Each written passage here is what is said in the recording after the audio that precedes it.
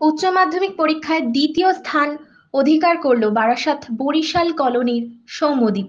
Narendrapur Ramakrishna mission বিদ্যালয় student Soumyadip Saha রাজ্যের মধ্যে উচ্চ মাধ্যমিক পরীক্ষায় দ্বিতীয় স্থান অধিকার করে। তার প্রাপ্ত নম্বর 495 শতাংশের হিসেবে 99% নম্বর পেয়েছে সে। Barasat KS road Barishal colony এলাকার বাসিন্দা হলেও নরেন্দ্রপুর রামকৃষ্ণ মিশন থেকেই পড়াশোনা করেছেন এই কৃতী ছাত্র। মাধ্যমিকে এত ভালো রেজাল্ট না করলেই উচ্চ মাধ্যমিক পরীক্ষার সাফল্য ভাবনার চেয়েও বেশি বলে মনে করেছে সৌম্যদীপ।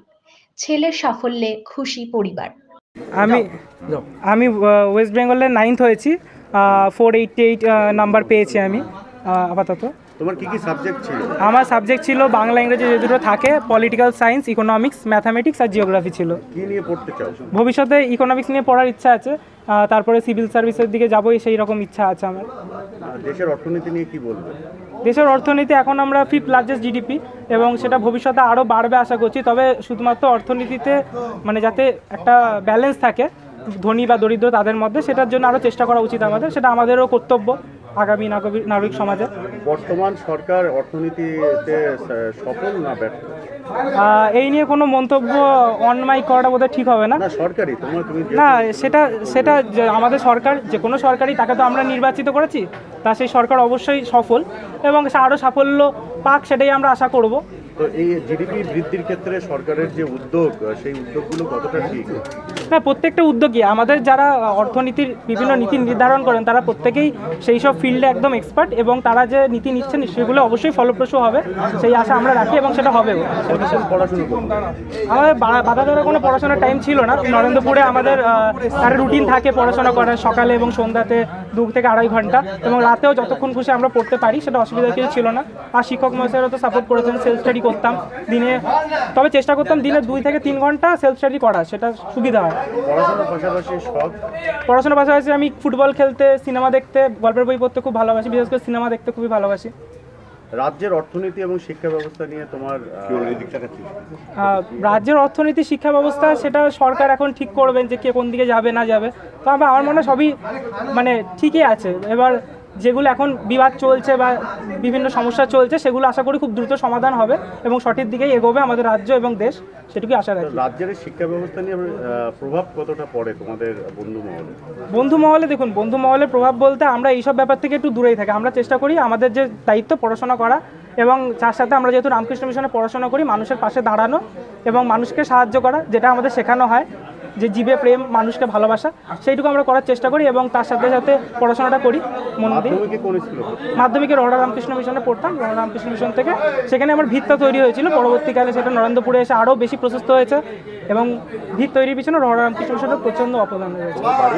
আমার বাড়ি বারাসাতে, হাটখোলা মোড়ে বাড়ি। বাবা আমার বিডিও অফিসে আছেন, বিডিও অফিসে কাজ করেন। বাবা হাবড়া বিডিও অফিসে আছেন।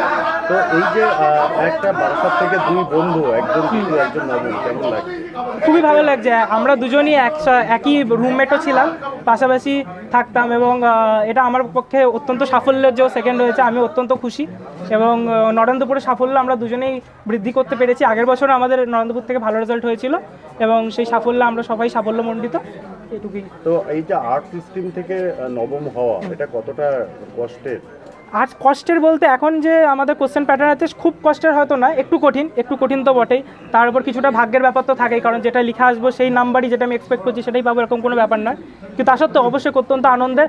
আর্টস নেওয়াটা যে কোনো খারাপ ব্যাপার নয় বা সেটা নিয়েও যে কিছু করা যায় না, এই যে ধারণাটা ভাঙতে পারাটা, এটাই সব থেকে বড় ইম্পর্টেন্ট ব্যাপার। কি নাম তোমার? আমার নাম অদ্বিতীয় বন্দ্যোপাধ্যায়। খুবই ভালো লাগছে।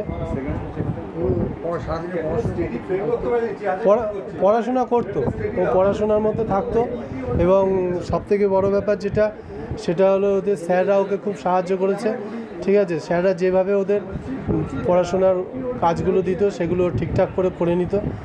স্যারদেরও ওর প্রতি একটা আশা ছিল, সেটা যে ও পূরণ করতে পেরেছে, আমাদের খুব ভালো লাগছে। কততম র্যাঙ্ক? সেকেন্ড হয়েছে। সেকেন্ড হয়েছে। কোন স্কুলে পড়তো? ও নরেন্দ্রপুর রামকৃষ্ণ মিশন। আচ্ছা, কি নিয়ে পড়াশোনা? স্ট্যাটিস্টিক্স নিয়ে। সায়েন্স নিয়ে? হ্যাঁ, ইকোস্ট্যাট নিয়ে পড়েছে। আচ্ছা, তোর ভবিষ্যতে কি হওয়ার ইচ্ছা আছে? ও ইকোস্ট্যাট নিয়ে এগোবে। আচ্ছা, পড়াশোনা কতদূর? হ্যাঁ মানে ভবিষ্যতে কি করতে চায়? ওই যে স্ট্যাটিস্টিক্স নিয়ে পড়াশোনাটা করবে। কেন এই সাবজেক্টটা? ওর এই ভালো লাগা এটা, কতক্ষণ পড়াশোনা করতো? মানে ওই রকম মানে নিয়মিত যে এত ঘন্টা পড়তো সেটাও কোনো কথা নেই, ওর যতটুকু ভালো লাগতো ও তো পড়তো। এমনি পড়াশোনার কোনো বাধা ধরা নিয়ম না ছিল? না, ওখানেই নরেন্দ্রপুরে থাকতো? হ্যাঁ নরেন্দ্রপুরে থাকতো। কেন পাঠালেন কেন নরেন্দ্রপুরে? ওই যে মাধ্যমিকে মানে রেজাল্টটা ভালো হলো, কত পার্সেন্ট পেয়েছিল? ও 96% পেয়েছে। আচ্ছা, র্যাঙ্ক করেছিল? না তো র্যাঙ্ক মানে র্যাঙ্কটা করতে পারেনি, সেই আফসোস। তারপর বললো দেখি মিশনে অ্যাডমিশন নিই, অ্যাডমিশনে চান্স পেয়ে গেল, তারপর ওখানে দিয়ে দেওয়া হলো। ওর বাবা কি করতো? বাবা ব্যবসা করে, ব্যবসা করে। আর আপনি? আমি হাউস ওয়াইফ। House wife. তো ছেলের এই যে সাফল্য এবং পশ্চিমবঙ্গের শিক্ষা ব্যবস্থা, কর্মসংস্থান সব মিলিয়ে কতটা উদ্বিগ্ন নাকি খুশি, কি না চিন্তিত একটু, চিন্তিত? যে এই সব যা শুনি যে এই চাকরি নিয়ে যা সমস্যা, প্রকৃত পড়াশুনো করেও যারা চাকরি পান না, এর জন্য খুব খারাপ লাগায়। তো কতদিন মানে পড়াশোনার বাইরে ওর কি শখ ছিল? পড়াশোনা মানে ও সুইমিং করতো, আবৃত্তি করে। উনি ছোট থেকেই হ্যাঁ ছোট থেকে ওকে না আমাকে কোনো দিন জোর করে পড়াশুনো করাতে হয়নি, ও ভালোবেসে পড়াশোনাটা করেছে। আগে কোন স্কুলে পড়তো? আগে গভর্নমেন্ট প্যারিচরণ পিসিএস হাই স্কুলে পড়তো। তো একটাই তো ছেলে, হ্যাঁ তো ওকে এরকম আবাসিকে পাঠিয়ে কষ্ট হতো? প্রথম খুব কষ্ট হয়েছে, কিন্তু ওই যে ছেলের ভালোর জন্য একটু ত্যাগ করতে হয়েছে আমাদের। কি নাম ওর? আমার নাম ডালিয়া সাহা।